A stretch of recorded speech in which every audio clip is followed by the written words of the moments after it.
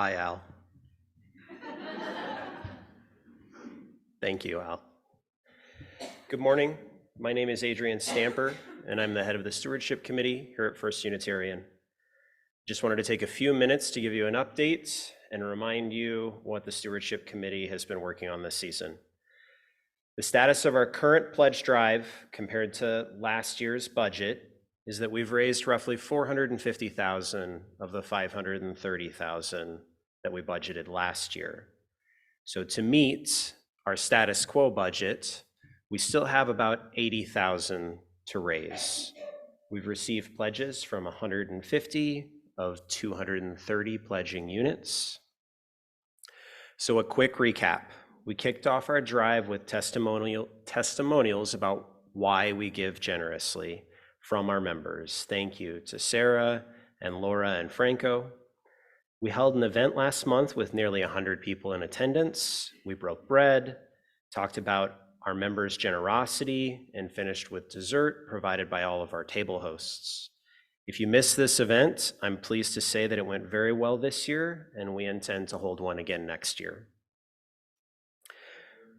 We spoke about the UUA's Fair Share Giving as a guide to how much to give this year, and pledge cards that weren't picked up at that event or the following Sunday were mailed out to our members. Additionally, our follow-up as a committee has started last week with those we haven't heard back from yet. So what are our next steps? Well, very plainly, we desire to be part of a vibrant and engaged congregation that is well funded to support our mission and our principles. We need to fund our obligations to run the church and provide the community that we've committed to be part of as members of First Unitarian. Think of this as a vegan version of the chicken and egg dilemma. We need money to make this community work, and we need a working community to raise money. So please help us with both through your generosity of time, talent, and treasure. To those who have already pledged, thank you. For those who increased their pledge this year, thank you. To those who feel further motivated to increase their pledge this year, please do so. And to those who haven't turned in a pledge yet for the fiscal year 24, please do so this week so that we can wrap up our pledge drive and report our numbers to the board so that we can proceed with the budgeting process in time for our annual meeting. Thank you.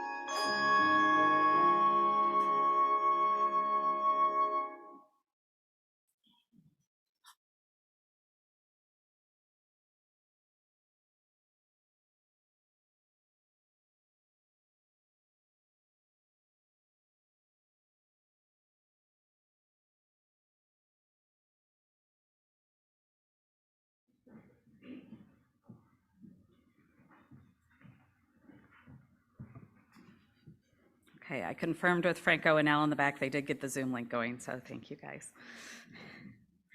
My name is Laura Berardi, she, her. I'm the team lead of the Pastoral Care Associates. If you need one other person to hear and to hold with you whatever you might be going through, your pastoral care team is here to help you process any significant transition. Please speak to me or another member of the pastoral care team, or you can email us at pastoralcareteam@ucdsm.org. We now collectively bear witness to journeys within our community. Gina and Ron and Eileen Bowerman are so grateful for the outpouring of support after the death of their husband and son. Chandler was watching a baseball game while sitting on his sofa with his dogs and texting Ron, who was at the Iowa Cubs game. The messages suddenly ceased as he died of an ascending aortic aneurysm. There will be a musical tribute and remembrance evening on May 3rd at the Val Air Ballroom. Chandler's Des Moines friends are arranging a house band, and there will be musicians from New York, Illinois, and possibly Portland coming to perform, jam, and share memories. This community is invited. The Bowermans say, please come and enjoy some great music, food, beverage, and shared stories about Chandler. The Bowermans are requesting no flowers and are setting up a scholarship fund for the Steel Band program at Northern Illinois University, where Chandler attended and performed, and his classmate Liam Teague is now head of the department. More information will follow. And we have this joy. Martha Sherrick Shen shares her joy and astonishment that her poem, A Poet's Hymn, will be published in Flying Island Poetry Journal online on April 26th. It will be her first published poem. Let us share together now the names of anyone we know who could use some special care and attention. You may call the name out loud, or if you're with us on Zoom, type it in the chat. As we share these names, may the love of this community hold them all.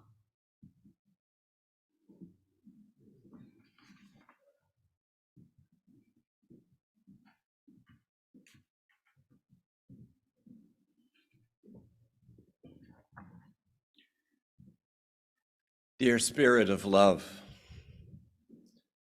these are times of violence. Was there a time that was not? Violence in thought and word and action by individuals, the powerful, companies and governments breaks our hearts. Spirit of love, may we turn to love in the face of suffering, in the forms that suffering has always taken, and in the new forms of today. All beings seek the light of peace and security. May we find encouragement through those times when we feel out of sync with what passes as power and success in the world. May we speak truth with love. We hold in our hearts the pain in Ukraine and Russia, Israel, Gaza, South Sudan, Afghanistan, where the Taliban is to resume stoning women to death, South Africa, Zimbabwe, Venezuela, and all the pain everywhere. Humans, other animals, and the earth suffer from war, natural disasters, injustice, economic and political instability. We are called to be strong, and we are strengthened by gratitude for the world's beauty and the courage of so many caring, working for peace, justice, reconciliation, and reconstruction, like the villagers in Rajasthan, India, who have combined to build walls and trenches to stop rainwater drain-offs, thereby filling wells and restoring agriculture after 2 decades. The survivors of the Rwanda massacres between Hutu and Tutsis, who are finding ways to forgive and live together in peace. The European Parliament voted this week to enshrine access to abortion as a fundamental right within the EU's Charter of Fundamental Rights. The move was non-binding and largely symbolic, but still a hopeful symbol. Also in Europe, the European Court of Human Rights sided with a group of Swiss women who argued their government's inaction on climate policies violated their human rights. In Australia, volunteer-led rewilding projects are helping restore degraded city habitats. In Gaza, solar panels are improving access to clean water by powering wells across the region. At least 1,000 people now get clean water daily from these solar-powered wells, and they are spreading. In Paris, construction of cycleways has led to cyclists now outnumbering motorists in that city. And in Texas last month, for the first time, more megawatt hours came from solar energy than from coal. All over, people heroically and just doing their job are doing good work. Through all the beauty that surrounds us and through all the tragedy, there flows a stream of ultimate joy. Mindful of this world of pain and of love, let us bring compassion to our every moment. Spirit of love, be with us and make us voices of justice and peace in everything we say and everything we do.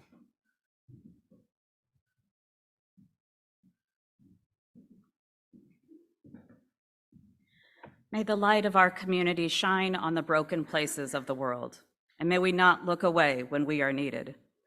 May we confront what is cruel, heal what is broken, and delight in what is good. We light 3 candles this morning, one for the joys and sorrows shared aloud, one for those shared in writing, and one for those held silently among us. For all of these, we now observe a minute of silence.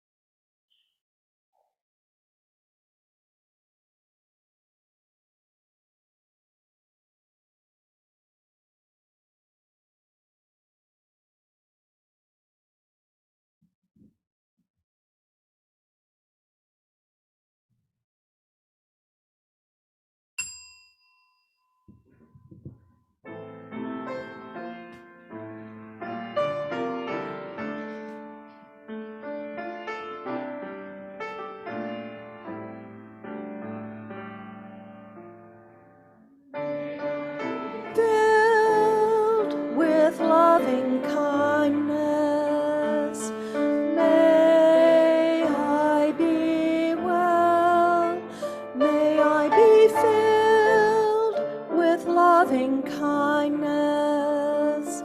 may I be well, may I be peaceful and at ease. May I be whole. May you be filled with loving kindness. May you be well. May you be filled with loving kindness.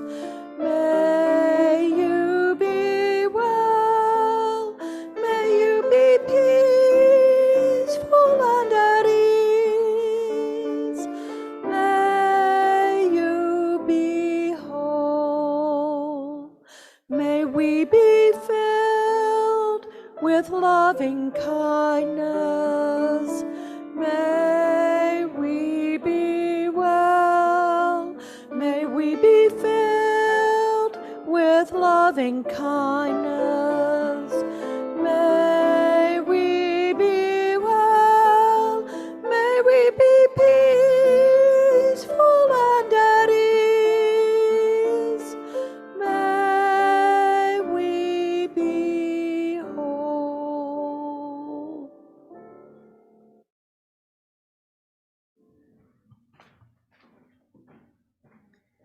There is a phrase many people use as a salutation in their emails.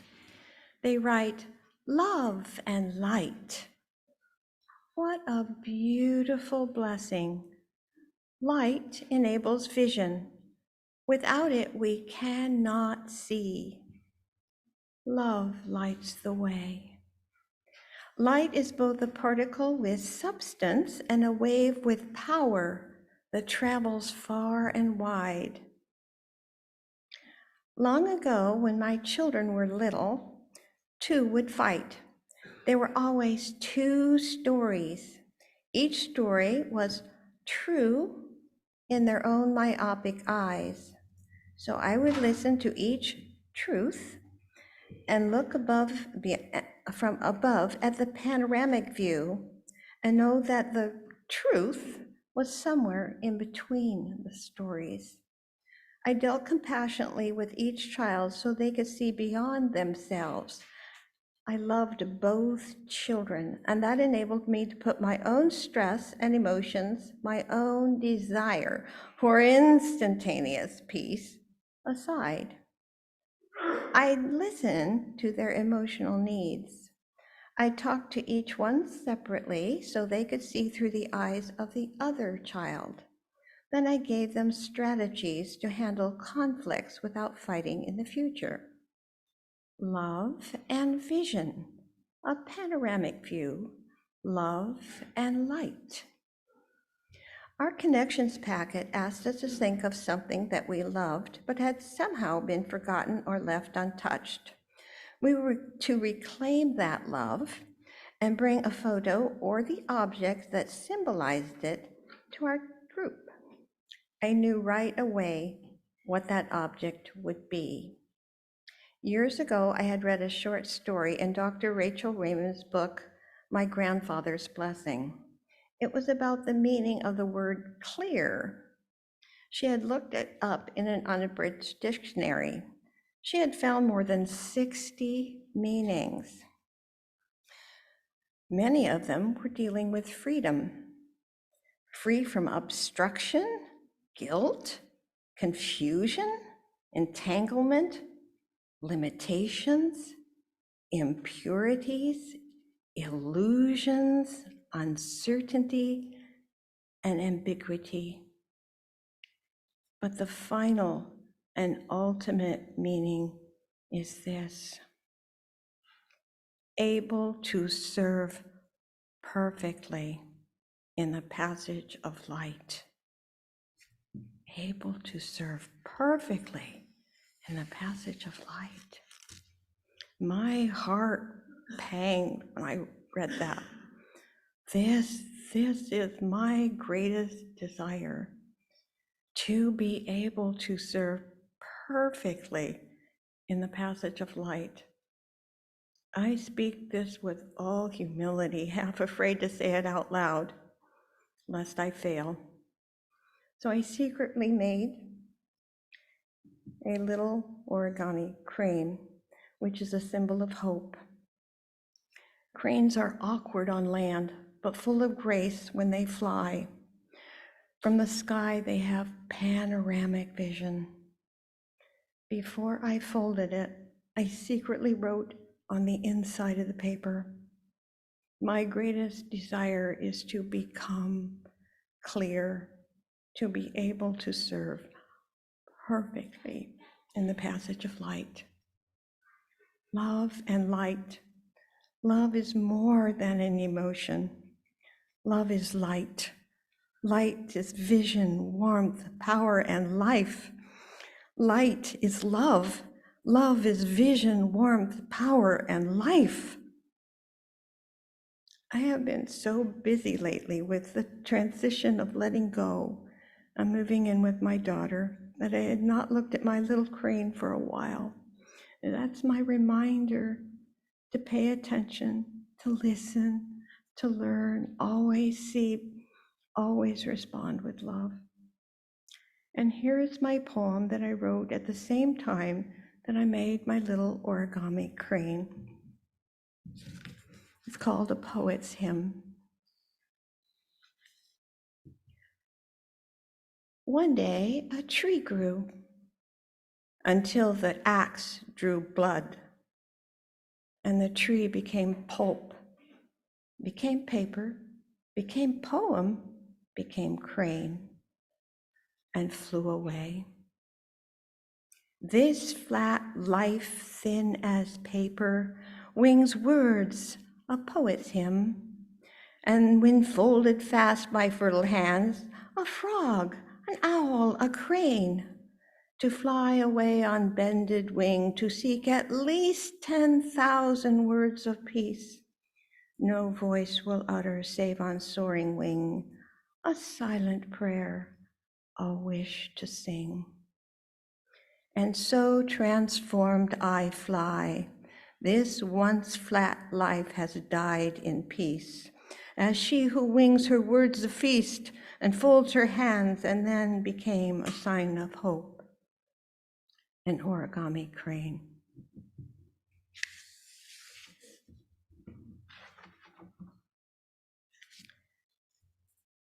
And one way we can be hope for this world, is through our offerings. Our faith and action partners this time are Free Store, which helps provide household items to families recovering from domestic violence and other trauma, and the Iowa Trans Mutual Aid Fund, which supports trans and gender diverse Iowans as they access gender affirming care. Here, the free and responsible search for truth and meaning is central. We stand under no rule of bishops or denominational hierarchy.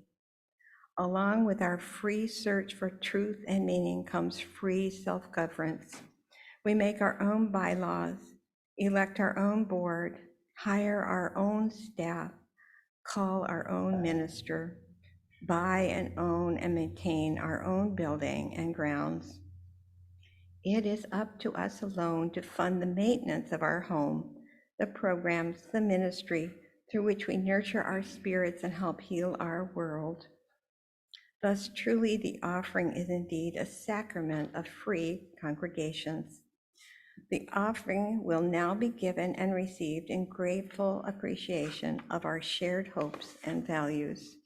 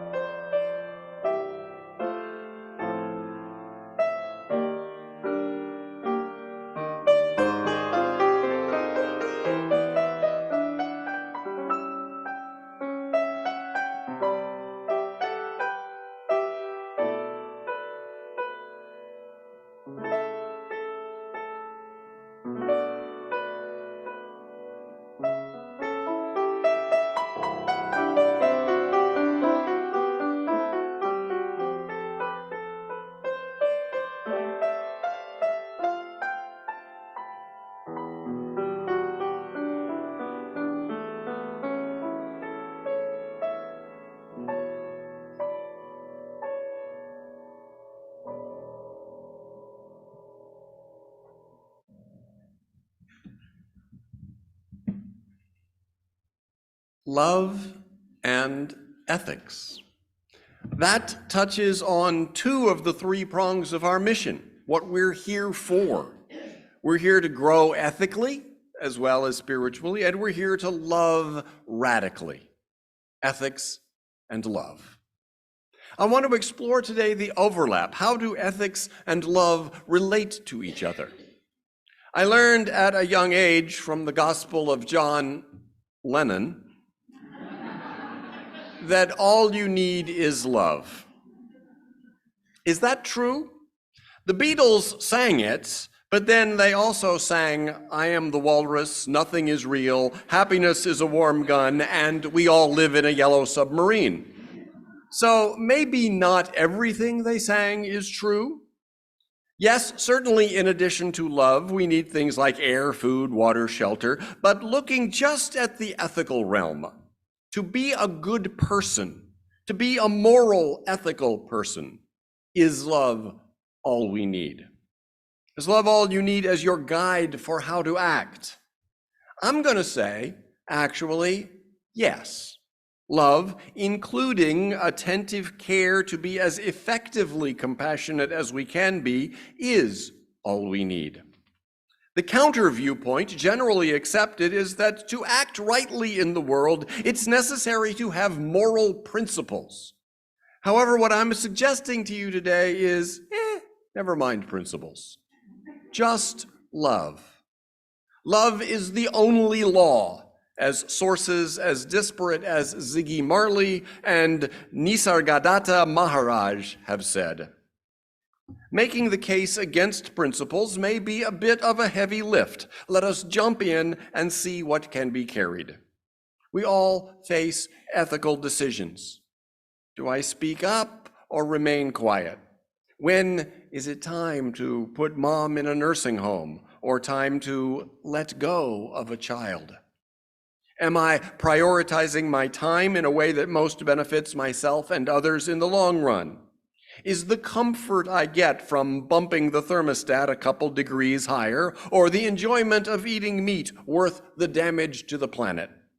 Does it really matter if my coffee is or isn't fair trade, or if my shirt was or wasn't made in a sweatshop, or if some product was or wasn't tested on animals?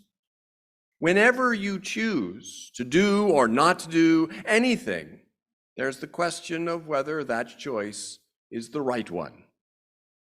The great ethical traditions have defended ethical principles. Immanuel Kant propounded the principles, so act that the maxim of your action may be willed a universal law for all. In other words, before you do something, ask yourself, what if everybody did that? Kant's ethics also tell us to treat others never as a means only, but as ends in themselves. The utilitarians argue that instead, the only test of the goodness of an action is the goodness of its results. Their ethical principle is, so act to maximize the total happiness or the total benefit to all beings. And the third great ethical school is virtue ethics, which is rooted in Aristotle. This school of ethics says that to be a good person, you cultivate virtues, such as courage, which we'll be looking at next month, since courage is our theme of the month for May, and justice, i.e., treating people fairly, and temperance and prudence. These are philosophical approaches to ethics, and I will say, as a former philosophy professor, that philosophers are occasionally worth paying attention to. Your brain, like mine, is a mishmash of competing, contradictory ideas, concepts, values, and beliefs. Cognitive dissonance sometimes surfaces, but whenever we can keep it out of mind, we do. Becoming conscious of cognitive dissonance feels icky, uncomfortable, to be avoided if possible. But a philosopher is somebody who goes looking for the dissonance. Philosophers concoct all manner of bizarre, unrealistic, hypothetical examples just for the purpose of inducing dissonance. Example, suppose that either 5 people had to die or 1 person had to die.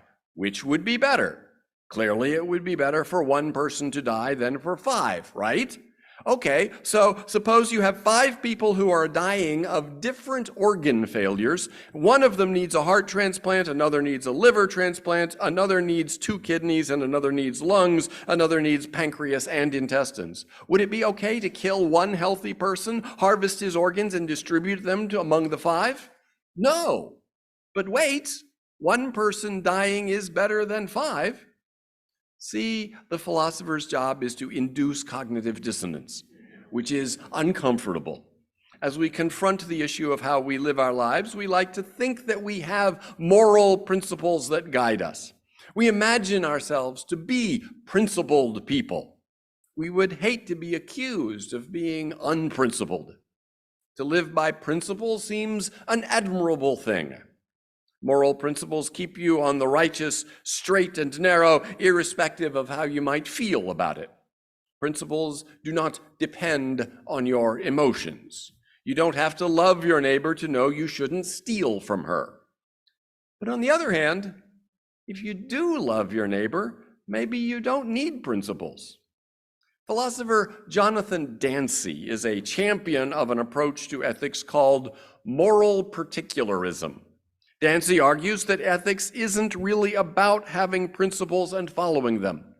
Here's the opening paragraph of Dancy's article about moral particularism in the Stanford Encyclopedia of Philosophy. Moral particularism, at its most trenchant, is the claim that there are no defensible moral principles, that moral thought does not consist in the application of moral principles to cases, and that the morally perfect person should not be conceived as the person of principle. There are more cautious versions, however. The strongest defensible version perhaps holds that though there may be some moral principles, still the rationality of moral thought and judgment in no way depends on a suitable provision of such things. And the perfectly moral judge would need far more than a grasp on an appropriate range of principles and the ability to apply them. Moral principles are at best crutches that a morally sensitive person would not require. And indeed, the use of such crutches might even lead us into moral error. End quote. Jonathan Dancy and moral particularism were featured on an episode of the NBC comedy The Good Place a few years ago. The Good Place is about 4 people in the afterlife who are trying to become better by studying ethics. I mentioned this show in a sermon back in September, which also had the same graphic on your order of service. These 4 want to deserve to be in the good place, and their strategy is to study ethics. It's hilarious. They talk about Kant and Sartre and utilitarianism and Kierkegaard and John Rawls. They mention names and ideas of people that you'd have to be a total philosophy nerd to have ever heard of. Philippa Foot, Tim Scanlon, as well as this Jonathan Dancy. They talk about the scenario I mentioned of killing 1 person to save 5. The cognitive dissonance that drives philosophy turns out to be more tolerable when it's funny. I do love the concept here, although the evidence, unfortunately, does not support the idea that studying ethics, studying texts of moral philosophy, has much real connection to being a better person. Studies of actual ethics professors show that they are not more likely to be courteous, more likely to vote, more likely to give to charities, more likely to be vegetarian, or less likely to slip into conferences without paying the conference dues than any other academic. In fact, a survey of which books go missing from academic libraries shows that ethics books go missing more than any other philosophy books, matched in age and popularity. So, studying ethics may not help you be more ethical. Still, it might be the case that a life of learning in any field is apt to make us better people. Indeed, most of us feel that learning is, in itself, a component of a good life. The characters in The Good Place, seeking to become better people, might just as well have taken up the study of economics or chemistry. They happen to have chosen moral philosophy, and I guess that might work as well as anything would. Just trying to learn is becoming better. The show's protagonists do confront moral dilemmas. And it's nice to see sitcom characters employing the vocabulary of moral philosophy as they wrestle with what to do. As one reviewer wrote, The Good Place stands out for dramatizing actual ethics classes on screen without watering down the concepts being described. The show ran for 4 seasons, and by the second season, Chidi, who had been an actual ethics professor in life, has settled into the role of serving as the ethics tutor for the other 3, Eleanor, Tahani, and Jason. Also, Chidi and Eleanor have an on-again, off-again romantic relationship going. In the 11th episode of the second season, Chidi declares himself a Kantian. Chidi has talked about Kant more or less sympathetically in many of the episodes, but without committing himself unequivocally. And now our heroes are trying to get to the judge, who they hope will rule favorably on their case. To get there, they have to go through the bad place and make their way through a room full of demons who are having what is essentially a cocktail party. Our heroes must impersonate demons in order to make it through this demon party. They must hide their true identities. They will need to lie. So Chidi says, I hate this. I hate lying. It's not permissible. I can't do this. Kant says that lying is always wrong, and I follow that maxim. Principles aren't principles when you pick and choose when you're going to follow them. Later on, when our heroes have arrived at the cocktail party in hell and are trying to last it out without being discovered, Chidi manages to pull Eleanor aside for a moment of private conversation. Those bro demons over there think I'm some kind of great torturer. They want advice on how to torture someone. Help me. You know the answer, dude. Lie your ass off.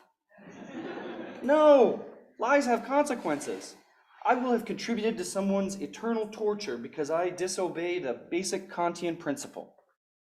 I'm gonna be sick, and I don't want to go back to the bathroom because they put mirrors in the toilet, and that makes you really confront what you're doing. Okay, sit down. Take a breath, rub your lucky bookmark, and hear me out. What if lying is, in this situation, ethical? What if there are no set... What if certain actions aren't universally good or bad, like Jonathan Dancy says? Jonathan Dancy? Are you talking about moral particularism? We never even covered that. You read on your own?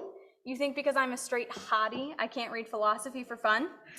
Look, moral particularism says that there are no fixed rules that work in every situation. Like, say you promised your friends you'd go to the movies, but then your mom gets rushed to the ER. Your boy Kant says never break a promise. Go see Chronicles of Riddick, and never mind if your mom gets lonely and steals a bucket of Vicodin from the nurse's closet. Real example? Yep, but a moral particularist, like me, I'm one now, I just decided, would say there's no absolute rule. You have to choose your actions based on a particular situation, and right now we're in a pretty bonkers situation. I don't think I can change what I believe just like that. And I didn't think I would ever be at a cocktail party in literal hell lecturing my teacher/ex-lover about moral particularism, but life throws you curveballs, bro.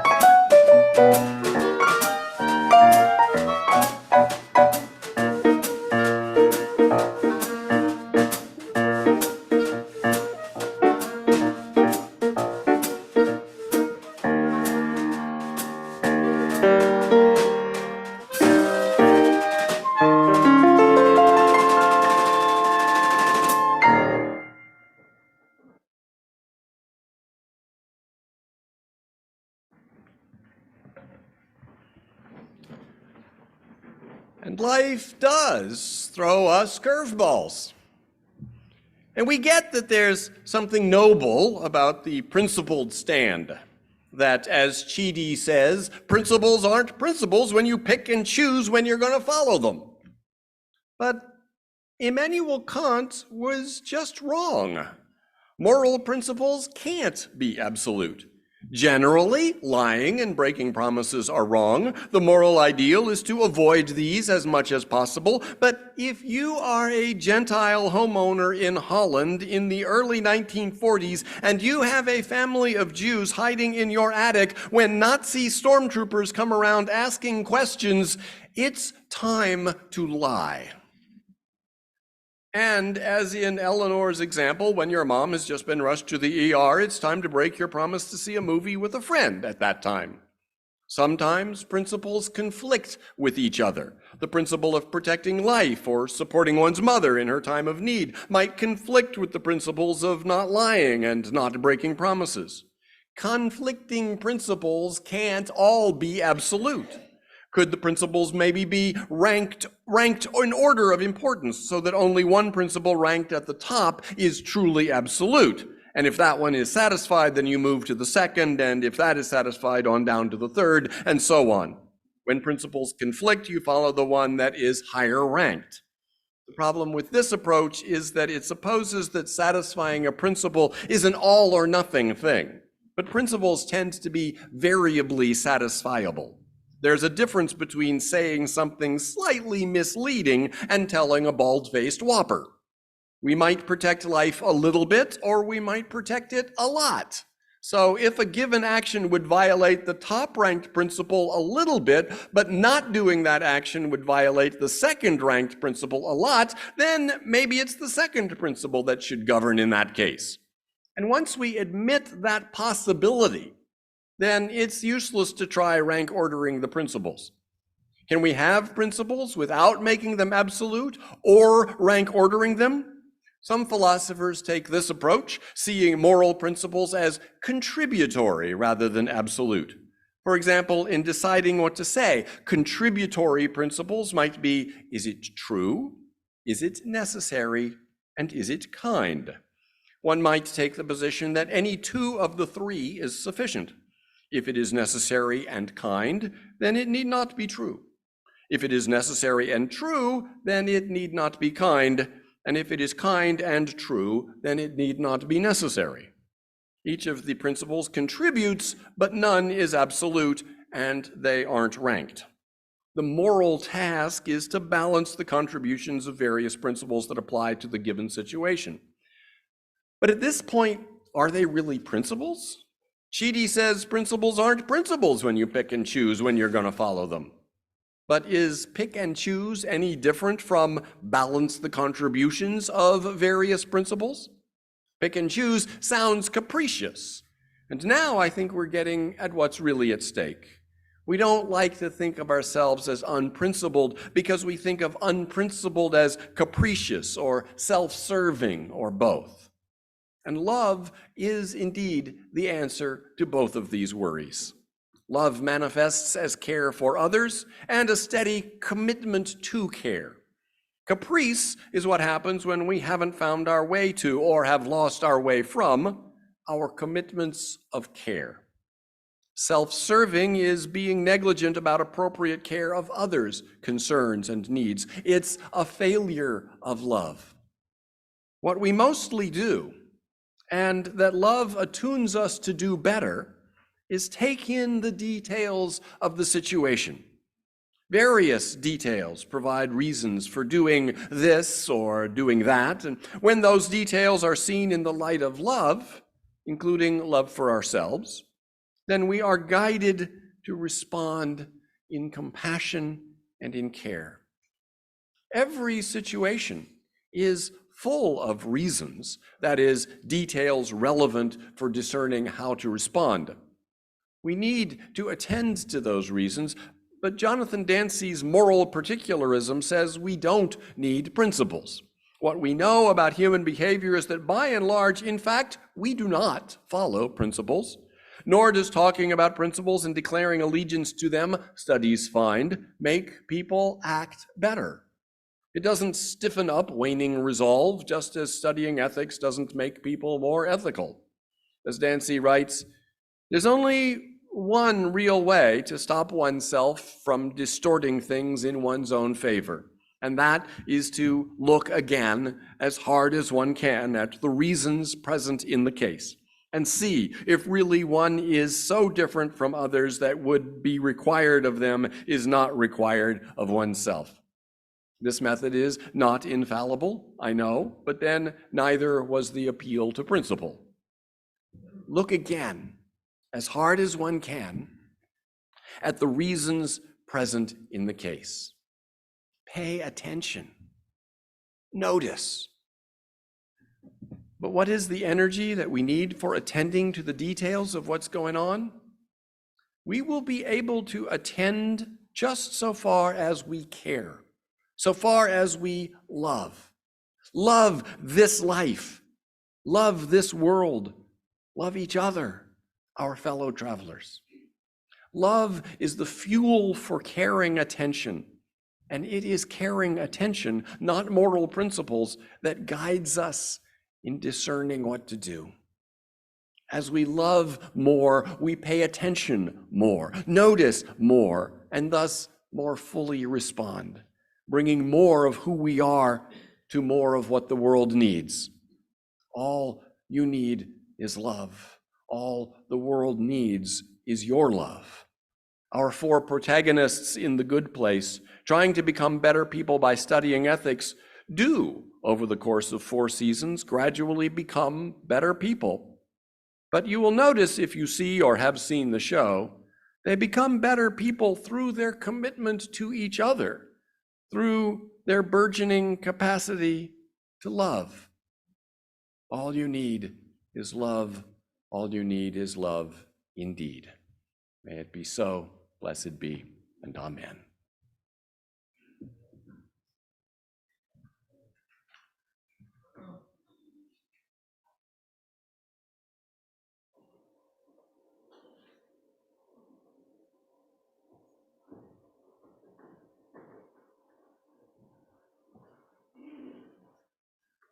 Please rise as you're willing and able and join in singing hymn number 95 in the great hymnal, There Is More Love Somewhere.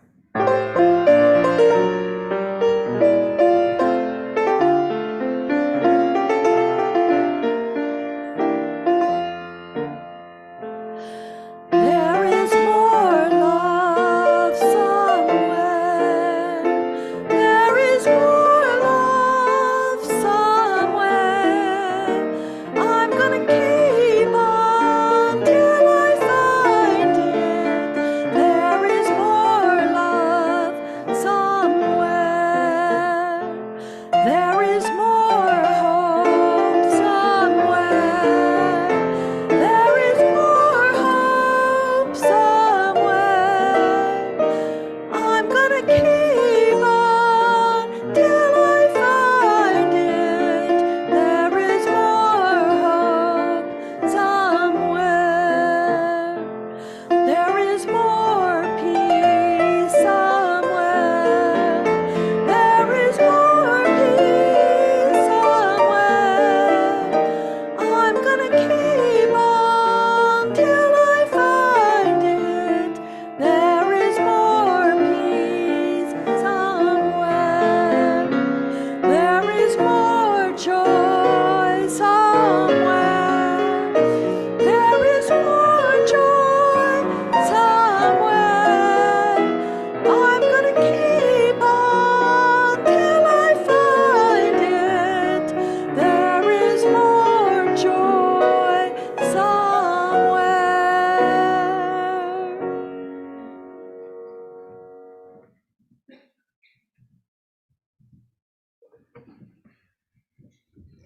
Please say with me now our unison chalice extinguishing words, as those of you at home extinguish your chalice if you can hear me.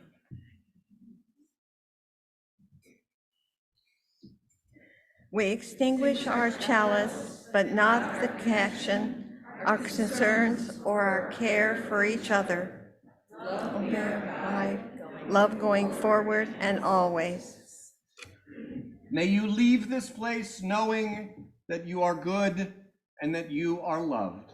Take your light and your life from this place. Use it to bless the world and stay safe until we are together again.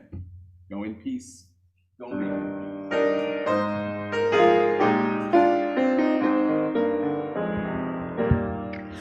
Be ours our religion, which like sunshine goes everywhere. Its temple